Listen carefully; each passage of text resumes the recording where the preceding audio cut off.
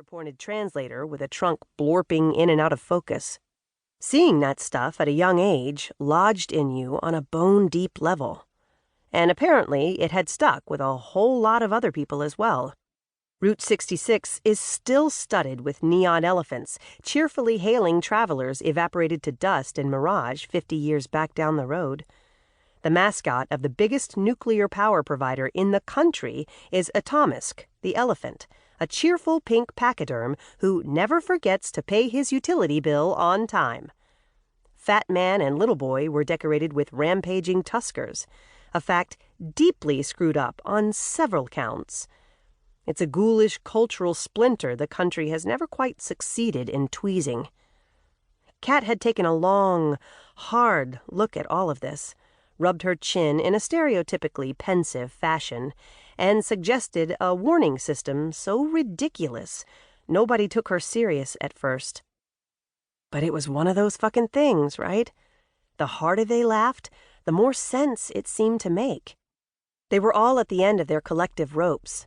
The waste kept piling up, and they needed to let whoever took over in 10 millennia know what it was, where it was, and why they probably shouldn't use it as a dessert topping or rectal suppository. And so here Kat sits, tie straightened, hair teased heaven high, waiting to meet with an elephant representative, explaining the cultural reasons why they want to make the elephant's people glow in the dark is going to be an exercise in minefield ballet. And Godspeed to the translator assigned. They killed their own, just to see time pass. That's how it started.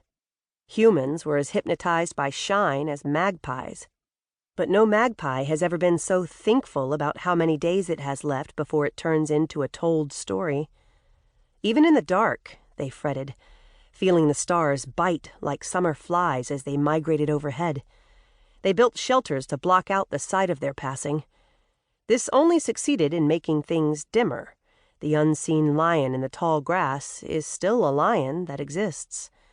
Clever turning, cicada-ticking sun chasers they tied together so that they would always know where she was, clinging to the sun's fiery tail like frightened calves. Try not to judge them. Their mothers were short-lived, forgetful things, clans led by bulls with short memories and shorter tempers. They had no history, no shared memory. Who can blame them for clinging ape-fearful to the only constants they had? But how to track time skittering in the night with such tiny eyes and ears? The human squeaked. What if the sun should go wandering and leave us, and we don't even realize we've been left behind? The answer, as with so many things those piteous little creatures dredged from the mud, was poison. They gored the earth with gaping holes, shook her bones until crystals, like pieces of starless sky, fell out. Trapped inside were glowing flies. Trampling them made a smeary shine, but they carried sickness within their blood and guts. Pity the poor humans. Their noses were stumpy, ridiculous things, and they couldn't smell the wrongness, even as they rubbed it across their teeth and faces. All they could see was how bright it looked, like sunlight through new leaves.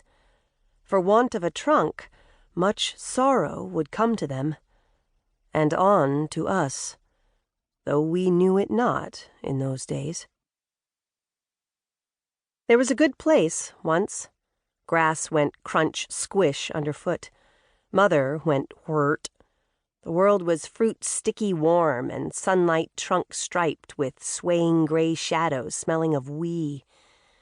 Mud and stories and mothers, so many mothers, always touching, always telling, sensitive, solid, fearless, endless. Their tusks held the sky up, up, up. Their bare bones hummed in the bone places, still singing even with all their meat and skin gone to hyena milk. Nothing was greater than many mothers. Together they were mountains and forevers.